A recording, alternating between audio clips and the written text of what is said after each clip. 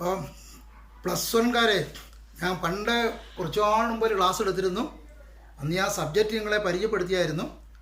എക്കണോമിക്സിൻ്റെ subject ആ 2 പുസ്തകങ്ങളാണെന്ന് ഉണ്ടെന്ന് ഞാൻ പറഞ്ഞു. ഒന്നിൻ്റെ പേര് ഇന്ത്യൻ എക്കണോമിക് ഡെവലപ്മെൻറ്റ്, രണ്ടാമത്തെ പുസ്തകത്തിൻ്റെ പേരാണ് statistics four economics. Statistics four economics എന്ന് പറഞ്ഞ ഓർമ്മയുണ്ടോ എന്ന് നിങ്ങൾക്ക് അറിയത്തില്ല. സ്റ്റാറ്റിസ്റ്റിക്സ് നിങ്ങൾ സ്കൂൾ ക്ലാസ്സിലൊക്കെ പഠിച്ചിട്ടുണ്ട്. അത് കുറച്ച് മാത്തമാറ്റിക്സാണ്. പക്ഷേ ഇവിടെ നമുക്ക് ഒരു നേട്ടമുണ്ട്. പ്ലസ് 1 മുതൽ നമുക്ക് കണക്കുകൾ ചെയ്യുന്നതിനും പരീക്ഷയ്ക്കും കാൽക്കുലേറ്റർ ഉപയോഗിക്കാം. അതുകൊണ്ട് പിന്നെ അത് ഒരു പാടുള്ള വിഷയമല്ല. വായിക്കാനും ദശാംശം കാണാനും റൂട്ട് കാണാനും കൂട്ടാനും കുറയ്ക്കാനും എത്ര വലിയ സംഖ്യകൾ ഭാഗിക്കാനും എല്ലാം നമുക്ക് കാൽക്കുലേറ്റർ ഉപയോഗിക്കാം. അതുകൊണ്ട് അതൊരു പ്രശ്നമുള്ള കാര്യമല്ല. ജസ്റ്റ് ഇക്വേഷൻ മാത്രം അറിഞ്ഞാൽ മതി. അപ്പം എക്കണോമിക്സ് ഞാൻ സൂചിപ്പിച്ചു. ആ പുസ്തകത്തിൻ്റെ പേരാണ് ഇന്ത്യൻ എക്കണോമിക് ഡെവലപ്മെൻറ്റ്. ഒന്നാമത്തെ ചാപ്റ്റർ അന്ന് ഞാൻ എടുത്തായിരുന്നു. ആ ഒന്നാമത്തെ ചാപ്റ്ററിൻ്റെ പേരാണ് Indian economy on the eve of independence. സ്വാതന്ത്ര്യത്തിൻ്റെ കാലഘട്ടത്തിൽ ഇന്ത്യയുടെ സാമ്പത്തിക അവസ്ഥ. അത് ഞാൻ സൂചിപ്പിച്ചു. 20-ാം നൂറ്റാണ്ട് സ്വാതന്ത്ര്യം കിട്ടിയ സമയത്ത് ബ്രിട്ടീഷ് ഭരണത്തെക്കുറിച്ച് ഒരു എസ്റ്റിമേറ്റ് നടത്തി. ആ എസ്റ്റിമേറ്റ് നടത്തിയപ്പോൾ എക്കണോമിക്സിൻ്റെ അഭിപ്രായത്തിൽ ഇന്ത്യയുടെ സാമ്പത്തിക വളർച്ച ഏറ്റവും കുറവായിരുന്നു.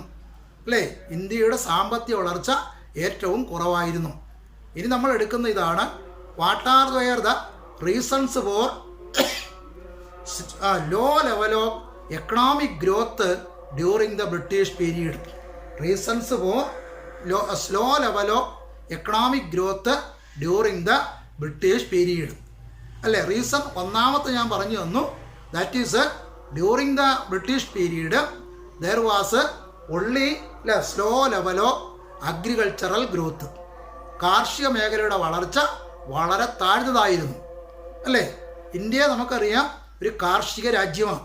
India is an agricultural country. That is 70% of the people of India depend upon agriculture for occupation and income. But at the same time, due to the impact or the result of British rule, agricultural growth or productivity that was very low. ഇതിനുള്ള കാരണങ്ങളും അന്ന് ഞാൻ സൂചിപ്പിച്ചു. ഇന്ന് നമ്മൾ എടുക്കാൻ പോകുന്ന ഇതാണ്. അതായത് നെക്സ്റ്റ് വൺ ഈസ് അബൌട്ട്, ഇന്ന് നമുക്ക് എടുക്കേണ്ടത് ഇതാണ് ഇൻഡസ്ട്രിയൽ സെക്ടർ. ബ്രിട്ടീഷ് ഭരണകാലത്തെ industrial sector. Industrial sector.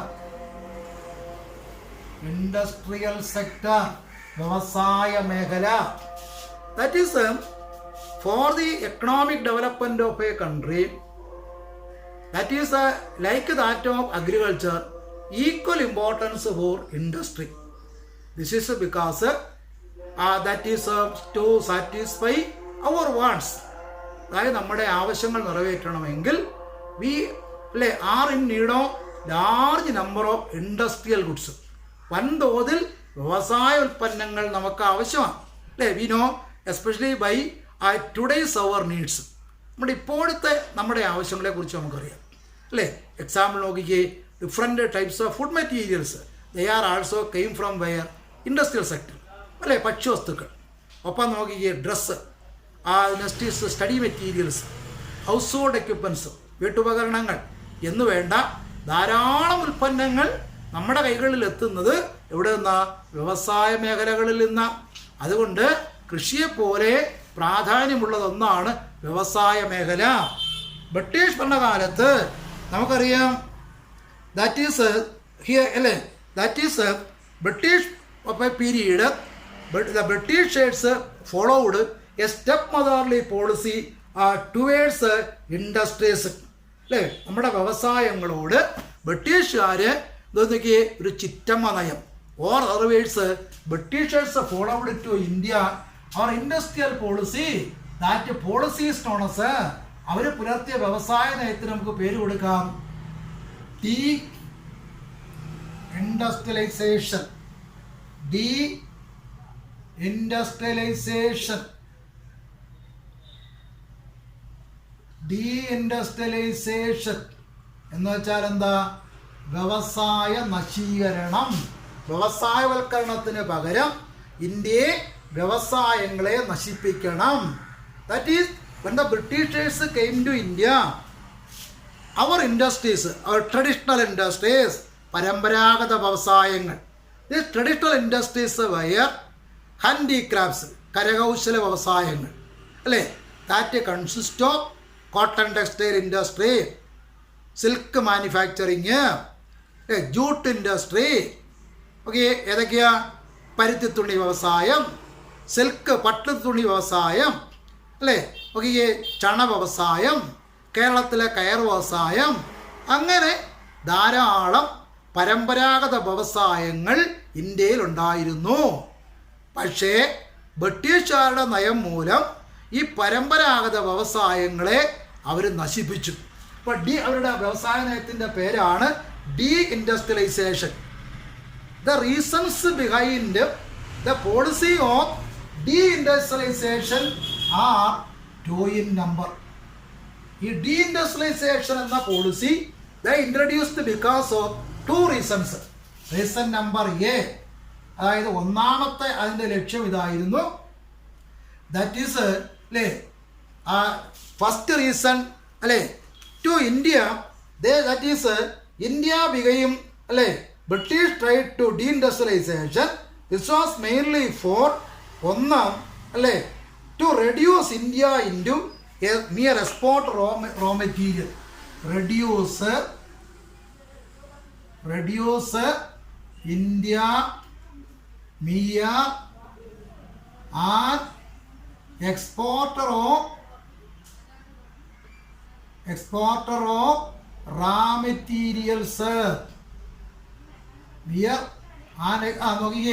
Reduce India mere an export or raw materials. ബ്രിട്ടീഷുകാർ വരുന്നതിന് മുൻപ് ഇന്ത്യയിൽ നിന്ന് കയറ്റി അയച്ചിരുന്നത് ഫിനിഷ്ഡ് ഗുഡ്സ്, നിർമ്മിത വസ്തുക്കൾ കയറ്റി അയച്ചു അല്ലേ? ഇനി ഇറക്കുമതി ചെയ്തതോ റാ മെറ്റീരിയൽസാണ്. ബ്രിട്ടീഷുകാർ ഇവിടെ കൊണ്ടുവന്നപ്പോൾ ഇന്ത്യ എന്ത് ചെയ്തു? India reduced India into A mere exporter of എന്താക്കി മാറ്റണം? ഒരു ഫിനിഷ്ഡ് ഗുഡ്സ് അല്ലേ? ഇന്ത്യയെ മാറ്റണം? ഫിനിഷ്ഡ് ഗുഡ്സിൻ്റെ ആരാ? നോക്കിയേ അല്ലേ, എക്സ്പോർട്ടർ ഓഫ് റോ മെറ്റീരിയൽസ്. ഇന്ത്യയിൽ നിന്ന് റോ മെറ്റീരിയൽസ് കയറ്റി അയക്കണം എന്ന് വെച്ചാൽ ഉൽപ്പന്നങ്ങളാക്കരുത്. ബ്രിട്ടീഷുകാർ വൻതോതിൽ കോട്ടനും ജൂട്ടും ഷുഗർ കെയിനും ഒക്കെ കരിമ്പ് ഇന്ത്യയിൽ നിന്ന് അവരുടെ രാജ്യത്തേക്ക് കയറ്റി അയച്ചു. ഇനി രണ്ടാമത് നോക്കിയേ, ബി, ഇന്ത്യ എന്താക്കി മാറ്റണം? An importer of finished goods. അപ്പോൾ ഇന്ത്യയുടെ ഡീഇൻഡസ്ട്രിയലൈസേഷൻ എന്ന പോളിസി കൊണ്ട് the Britishers their aim that were two fold, രണ്ട് ലക്ഷ്യങ്ങളാണ് ഉണ്ടായിരുന്നത്. What are these aims? These aims are ഒന്ന് അല്ലേ, reduce India mere an exporter of raw materials. ഉൽപ്പന്നങ്ങൾ കയറ്റി അയച്ചത് സ്ഥാനത്ത് അസംസ്കൃത വസ്തുക്കൾ കയറ്റി അയക്കുന്നു. ഇനി ഏത് കുറയ്ക്കണം അല്ലേ? Importer of finished goods. ഇന്ത്യയിലേക്ക് നിർമ്മിത വസ്തുക്കൾ കയറ്റി അയക്കണം. അപ്പോൾ നോക്കിയേ, കുറഞ്ഞ വിലയ്ക്ക് ബ്രിട്ടീഷുകാർ റോ മെറ്റീരിയൽ ഇന്ത്യയിൽ നിന്ന് കടത്തിക്കൊണ്ടുപോകും. ഉയർന്ന വിലയ്ക്ക് ഫിനിഷ്ഡ് ഗുഡ്സ് ഇന്ത്യയിൽ ഇറക്കുമതി ചെയ്യും. അപ്പോൾ എന്ത് ചെയ്തു? പരമ്പരാഗതമായി ഇന്ത്യയിലുണ്ടായിരുന്ന വ്യവസായങ്ങൾ അല്ലേ, ദാറ്റ് ഈസ് അല്ലേ, എന്ത് ചെയ്തു നോക്കിക്കേ, ദാറ്റ് ഈസ് ഇന്ത്യയിലുണ്ടായിരുന്ന പരമ്പരാഗത വ്യവസായങ്ങൾ അതപ്പതിച്ചു അല്ലേ? ഇന്ത്യയിലെ പരമ്പരാഗത വ്യവസായങ്ങളുടെ പേരെന്താ? ഹാൻഡിക്രാഫ്റ്റ്സ്, കരകൗശല വ്യവസായങ്ങൾ. Due to this policy of ഡീഇൻഡസ്ട്രിയലൈസേഷൻ,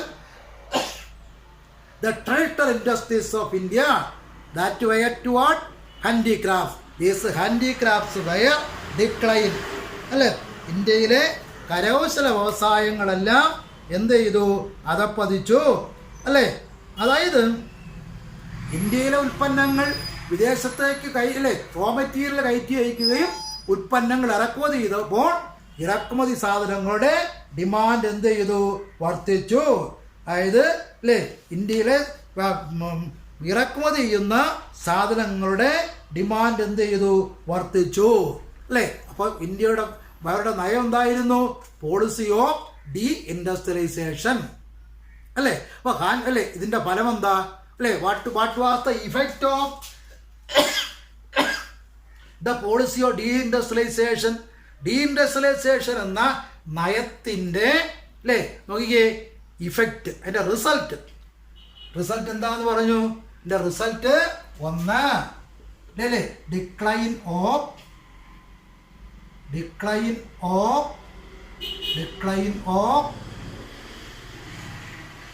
handicrafts, കരകൗശല വ്യവസായങ്ങൾ, പരുത്തിത്തുണി വ്യവസായം, പഞ്ചസാര വ്യവസായം, ചണ വ്യവസായം തുടങ്ങിയ വ്യവസായങ്ങളെല്ലാം എന്ത് ചെയ്തു? അധപ്പതിച്ചു അല്ലേ. Decline of handicrafts. ഇനി രണ്ടാമത്തെ കാരണമാണ്, രണ്ടാമത്തത് മാസ് അൺഎംപ്ലോയ്മെന്റ്.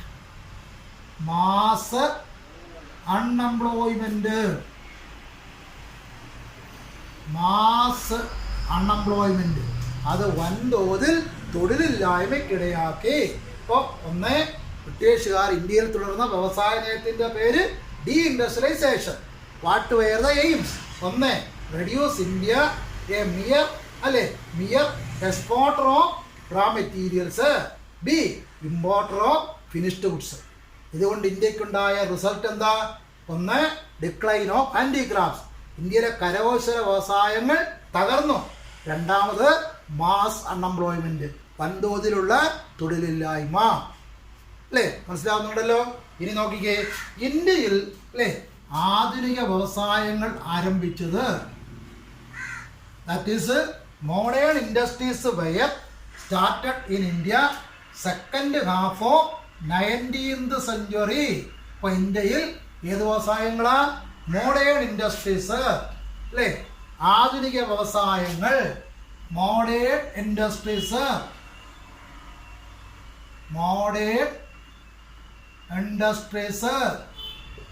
അല്ലേ എന്നാരംഭിച്ചത്? Second half of 19th century, 19ാം നൂറ്റാണ്ടിൻ്റെ പകുതിയോടുകൂടി മാത്രമാണ് ഇന്ത്യയിൽ ആധുനിക വ്യവസായങ്ങൾ ആരംഭിച്ചത് അല്ലേ.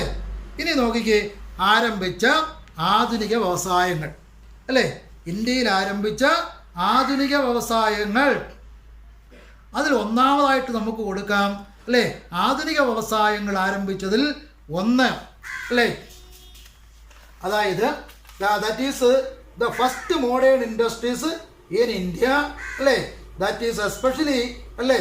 നോക്കിക്കേ, ആ വ്യവസായങ്ങളെല്ലാം ആരംഭിച്ചത് മഹാരാഷ്ട്ര, ഗുജറാത്ത് അല്ലേ. നോക്കിക്കേ, മഹാരാഷ്ട്ര, ഗുജറാത്ത് അല്ലേ തുടങ്ങിയ സംസ്ഥാനങ്ങളിലാണ്. മഹാരാഷ്ട്ര, ഗുജറാത്ത് തുടങ്ങിയ സംസ്ഥാനങ്ങളിലാണ് അല്ലേ. ഇനി ആദ്യം ആരംഭിച്ച ആധുനിക വ്യവസായമാണ് 1907 ആരംഭിച്ച iron steel industry.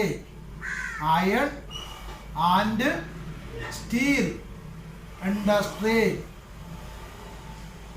Iron steel industry അല്ലേ. എന്നാൽ 1907 1907 അല്ലേ, ആ അയൺ സ്റ്റീൽ ഇൻഡസ്ട്രിയുടെ പേരാണ് TISCO, TISCO, Tata iron and steel company അല്ലേ. നെയും the modern industries started in India എപ്പോഴാണെന്ന് പറഞ്ഞു? Second half of 19th century അല്ലേ. അതായത് 19ാം നൂറ്റാണ്ടിൻ്റെ പകുതിയോടുകൂടി 1907 ഏത് വന്നു അല്ലേ. നോക്കിക്കേ, ആധുനിക വ്യവസായങ്ങളിൽ ആദ്യം വന്ന ഒന്നാണ് 1907 അല്ലേ സെറ്റപ്പ് ചെയ്തതായ വ്യവസായം അല്ലേ. 20ാം നൂറ്റാണ്ടിലാണ് ആധുനിക വ്യവസായം നിലവിൽ വരുന്നത്. 1907 അതിൻ്റെ പേരാണ് Tata iron steel industry, by നെയും TISCO, Tata iron steel company. ആരംഭിച്ചത് അല്ലേ നോക്കിയേ, ജംഷഡ്പൂർ ടാറ്റ. ഇത് ആരംഭിച്ച സ്ഥലത്തിൻ്റെ പേര്, പിൽക്കാലത്ത് ആ സ്ഥലത്തിന് ഇങ്ങനെ പേര് വന്നു, ജംഷഡ്പൂർ. അപ്പോൾ first modern industry in India that is by to hmm? Iron steel. First iron steel industry TISCO അല്ലേ. അപ്പോൾ that is it is a milestone in the industrial development of India. ഇന്ത്യയുടെ വ്യവസായ വികസനത്തിൽ ഒരു നിർണായക ഘട്ടമാണ്. എന്താ കാര്യം? അതായത് പല വ്യവസായങ്ങൾക്കും അല്ലേ അസംസ്കൃത വസ്തുവാണ് ഇരുമ്പും ഉരുക്കും. വാഹന വ്യവസായം, ഇലക്ട്രിക്കൽ ഇൻഡസ്ട്രി, യന്ത്ര വ്യവസായം, അങ്ങനെയുള്ള ഉപകരണ നിർമ്മാണം, കാർഷിക മേഖലയുടെ ഉപകരണ നിർമ്മാണം, യന്ത്രം, വാഹനം, ഇലക്ട്രിസിറ്റി, അങ്ങനെയുള്ള വ്യവസായങ്ങളുടെ ഒരു അടിസ്ഥാന വസ്തുവാണ് ഇരുമ്പും ഉരുക്കും. അത് 1907 ആരംഭിച്ചത് ഇന്ത്യൻ വ്യവസായവൽക്കരണത്തിൻ്റെ ഒരു നാഴികക്കല്ലായിട്ട് മാറി അല്ലേ. ദെൻ നെക്സ്റ്റ് ഈസ് നോക്കിക്കേ, next one is cement industry. 2 cement രണ്ടാമത്തെ വ്യവസായമാണ് സിമൻറ്റ് വ്യവസായം അല്ലേ. സിമൻറ്റ് മൂന്നാമത്തെ വ്യവസായമാണ്, അത് നിർമ്മാണ മേഖല. അടുത്തെയാണ് പേപ്പർ ഇൻഡസ്ട്രി അല്ലേ. പത്രക്കടലാസ് നിർമ്മാണം, പേപ്പർ ബുക്ക് അല്ലേ, പുസ്തകം അല്ലേ, ന്യൂസ് പേപ്പർ, വിദ്യാഭ്യാസ മേഖല, ഇതിനു വേണ്ടി വന്നിട്ടുള്ള സിമൻറ്റ്, പേപ്പർ ഇൻഡസ്ട്രി. ദെൻ നാലാമത്തെ ഒന്നാണ് ഷുഗർ ഇൻഡസ്ട്രി, പഞ്ചസാര വ്യവസായം, ഷുഗർ ഇൻഡസ്ട്രി. ഇപ്പോൾ iron steel industry, cement, paper industry, sugar industry അല്ലേ, sugar industry. Then 5 cotton textile industry, cotton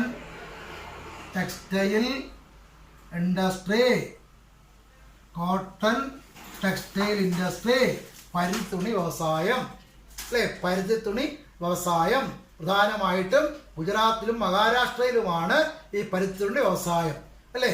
then number 6 jute industry, jute industry. എന്താ ജൂട്ട്? ചണ വ്യവസായം ബംഗാളിൽ. അപ്പോൾ ഇന്ത്യയിൽ ആരംഭിച്ച ആധുനിക വ്യവസായങ്ങൾ ഇരുമ്പുരുക്ക് വ്യവസായം. ശാലയുടെ പേരെന്താ? ടിസ്കോ. ഈ 1907 വർഷവും പ്രധാനപ്പെട്ടതാണ്. Cement industry, paper industry, sugar industry, cotton textile industry, jute industry. Jute industry in Bengal, cotton Maharashtra, Gujarat. Sugar industry ഇന്ത്യയിലെ പല സംസ്ഥാനങ്ങളിൽ, പ്രത്യേകിച്ച് UP തുടങ്ങിയത്. പേപ്പർ വ്യവസായം, സിമൻറ്റ് വ്യവസായം. അങ്ങനെ പേപ്പർ വ്യവസായം ആരംഭിച്ചത് കൊല്ലം ജില്ലയിൽ ഒരു പേപ്പർ വ്യവസായം ഉണ്ട്. പുനലൂർ പേപ്പർ മില്ല് എന്ന് ആരംഭിച്ച കൂട്ടത്തിലാണ് പുനലൂർ പേപ്പർ മില്ല്. പിന്നെ ഇരുമ്പുരുക്ക് വ്യവസായമാണ് ടിസ്കോ, ഇപ്പോഴും ഉണ്ട് അല്ലേ. ഇത്രയാണ്. മറിച്ച് ഇനി നമുക്ക് കറക്റ്റായല്ലോ. ഇനി ഈ വ്യവസായങ്ങൾ അല്ലേ നോക്കിക്കേ, ജൂട്ട് ഇൻഡസ്ട്രി ഒഴികെ ബാക്കി എല്ലാ ഇൻഡസ്ട്രീസും സ്വകാര്യ മേഖലയിലാണ് ആരംഭിച്ചത്. ഏത് വ്യവസായമാണ്? Cement, paper, sugar, cotton textile അല്ലേ, iron steel. They are to be started on public sector എന്ന് വെച്ചാൽ വ്യക്തികളുടെ ഉടമസ്ഥതയിൽ. മറിച്ച് jute industry on public sector, government ഉടമസ്ഥതയിലാണ്. അതിന് കാരണം എന്താ ഇല്ലേ? ലോകത്തിൽ ചണത്തിൻ്റെ ഉൽപ്പാദനത്തിൻ്റെ കുത്തക ഇന്ത്യക്കാണ്. അപ്പോൾ ഇതിൽ ധാരാളം ലാഭം കിട്ടുന്നത് കൊണ്ട് ഇത് ബ്രിട്ടീഷുകാർ തന്നെ കൈയടക്കി.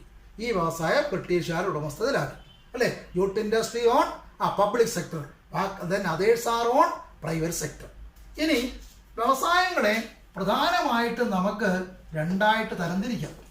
That is industries generally we can be classified into 2. വ്യവസായങ്ങളെ പ്രധാനമായിട്ടും 2ആയി തരംതിരിക്കാം. ഒന്ന് consumer goods industries, consumer goods industries, consumer goods industries, consumer goods industries, consumer goods industries ഉപഭോക്തൃ വ്യവസായങ്ങൾ. ഇനി അതൊന്ന്. ഇനി രണ്ടാമത്തെ വ്യവസായത്തിൻ്റെ പേരാണ് capital goods industries. Capital goods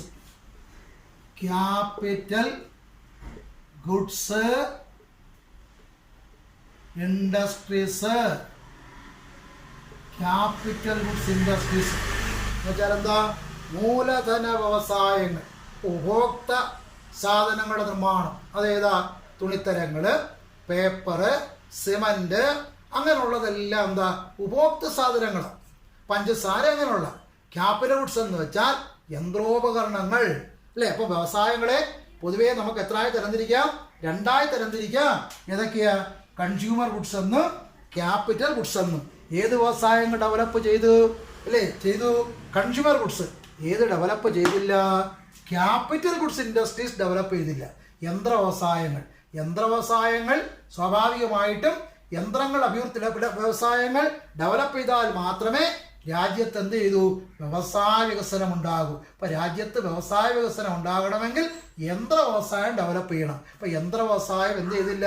develop ചെയ്തില്ല അല്ലേ. അപ്പോൾ ബ്രിട്ടീഷുകാരല്ലേ. അതിൻ്റെ കാരണം എന്താ? യന്ത്രങ്ങൾ സ്ഥാപിച്ചാലേ വൻതോതിൽ വ്യവസായം ഉണ്ടാകൂ അല്ലേ. അപ്പോൾ ചുരുക്കി പറഞ്ഞാൽ like that of agriculture British period അല്ലേ. That is capital industries they were also on slow growth അല്ലേ. പ്രധാനമായിട്ടും അവർ ഇന്ത്യയിൽ നടപ്പിലാക്കിയ വ്യവസായ നയത്തിൻ്റെ പേരാണെന്ത്? പോളിസി ഓൺ ഡീ ഇൻഡസ്ട്രിയലൈസേഷൻ, വ്യവസായ നശീകരണം അല്ലേ. അതിൻ്റെ കാരണം ഏത് വ്യവസായ അവർ തകർത്തു? ഇന്ത്യയിലെ ട്രഡീഷണൽ ഇൻഡസ്ട്രീസ് അല്ലേ, പരമ്പരാഗത വ്യവസായങ്ങൾ. ദേ ആർ ഹാൻഡിക്രാഫ്റ്റ്സ് അല്ലേ. ദർ വെയർ ടു അല്ലേ ഉദ്ദേശമാണ് എന്ത് ചെയ്യുന്നു? ഇന്ത്യയിലെ ഫിനിഷ്ഡ് ഗുഡ്സിൻ്റെ ഒരു മാർക്കറ്റ് ആക്കണം അല്ലേ. സെൻറ്റർ ഫോർ റാ മെറ്റീരിയൽസ്, അസംസ്കൃത വസ്തുക്കൾ ശേഖരിക്കാനുള്ള കേന്ദ്രമായിട്ട് അല്ലേ. അതിനുള്ള ദോഷം എന്താ? That is in India, that is the defect of these policy of deindustrialisation. That was number first അല്ലേ. എന്ത് ചെയ്തു? Decline of handicrafts. Second one is about mass unemployment. ഏറ്റവും അവസാനം നമ്മൾ കൊടുത്തു അല്ലേ. ഇന്ത്യയിലെ ആധുനിക വ്യവസായങ്ങൾ ആരംഭിച്ചത് 20-ാം നൂറ്റാണ്ടിൻ്റെ ആരംഭത്തോടു കൂടിയാണ്.